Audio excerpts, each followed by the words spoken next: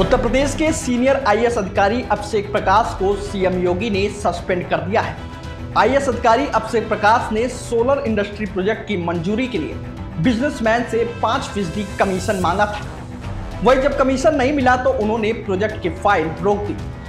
दरअसल अभिषेक प्रकाश ने निकांत जैन के जरिए बिजनेसमैन से कमीशन की डिमांड की थी और फिर बिजनेसमैन विश्वजीत दत्ता ने इसकी शिकायत सीएम योगी से कर दी, जिसके बाद सीएम ने पूरे मामले की एसटीएफ से जांच कराई और अब आईएएस अधिकारी पर एक्शन लेकर उन्हें सस्पेंड कर दिया। मीडिया रिपोर्ट्स के मुताबिक आईएएस अभिषेक प्रकाश जहां भी तैनात रहे वहां पर उन्होंने प्रॉपर्टी बनाई। लखीमपुर और बरेली जिले में 700 बीघा जमीन खरीदी, लखनऊ में कई बंगले बनवाए। इतना ही नहीं, इनके ऊपर ब्रह्मोस मिसाइल फैक्ट्री के नाम पर 20 करोड़ के घोटाले का भी आरोप लगा है।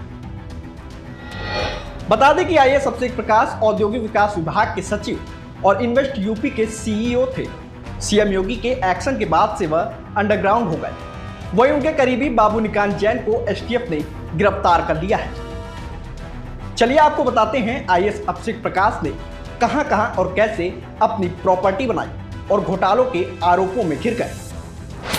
डिफेंस कॉरिडोर जमीन घोटाला। लखनऊ के भटगांव में डिफेंस कॉरिडोर के लिए अधिग्रहित जमीन के मामले में भी तत्कालीन डीएम अभिषेक प्रकाश की भूमिका संदिग्ध पाई गई थी। भू अधिग्रहण समिति के अध्यक्ष रहते हुए उन्होंने तहसील प्रशासन के साथ मिलकर जमीनों की दरें मनमाने तरीके से तय की। इस दौरान 1984 में एससी वर्ग के लिए आवंटित जमीन को गलत तरीके से विक्रय योग्य बनाया। भूमि खरीद फरोख्त में दलालों और अधिकारियों की मिलीभगत से 20 करोड़ का मुआवजा उठाया। वहीं शासन को दी गई जांच रिपोर्ट में तत्कालीन डीएम को ही जिम्मेदार ठहराया गया है। एलडीए वीसी रहते हुए की धांधली। लखनऊ विकास प्राधिकरण एलडीए के उपाध्यक्ष रहते हुए अभिषेक प्रकाश पर कई बिल्डरों को फायदा पहुंचाने और मनमाने तरीके से सीलिंग और लाइसेंस जारी करने के आरोप लगे थे।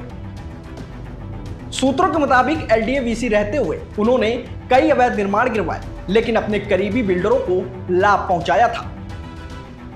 आसियाना समेत कई इलाकों में मनपसंद बिल्डर्स को लाइसेंस जारी किए और उन पर एलडीए अधिकारियों से मिलीभगत कर बिल्डरों की फाइल लटकाने के भी आरोप है। अलीगढ़, लखीमपुर और हमीरपुर में भ्रष्टाचार के आरोप। बता दें कि अभिषेक प्रकाश अलीगढ़, लखीमपुर खीरी और हमीरपुर में डीएम रह चुके हैं। उनके खिलाफ अलीगढ़ में जमीन खरीद बिक्री में धांधली की शिकायतें थी।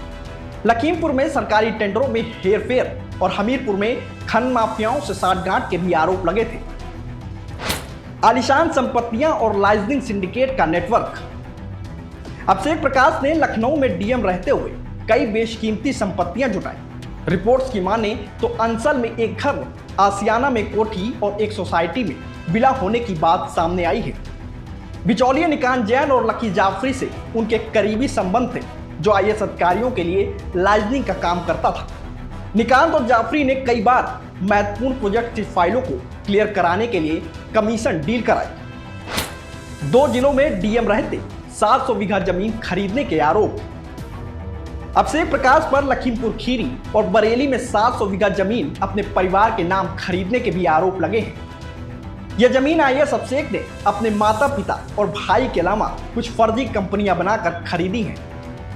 इसी तरह बरेली में 400 बीघा जमीन खरीदने का भी आरोप है।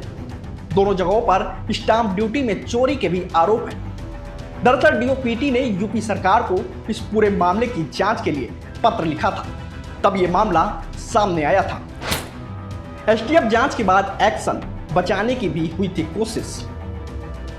सूत्रों के मुताबिक एसटीएफ की रिपोर्ट कई दिनों तक शासन में घूमती रही।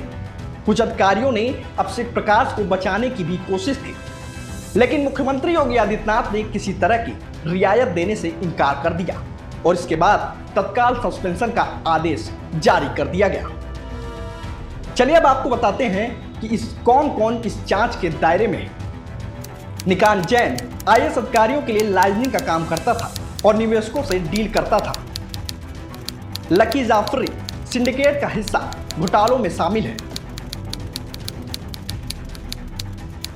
फॉर्मा कॉलेज संचालक ईडी की जांच में 100 करोड़ के छात्रवृत्ति घोटालों में इसका नाम है।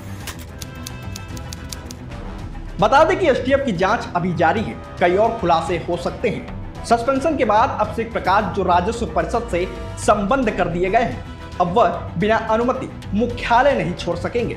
सरकार आगे की जांच में और कड़ी कार्रवाई कर सकती है। साथ ही उनके अलीगढ़, लखीमपुर और अन्य जिलों में किए गए कार्यकालों की भी जांच कराई जाएगी।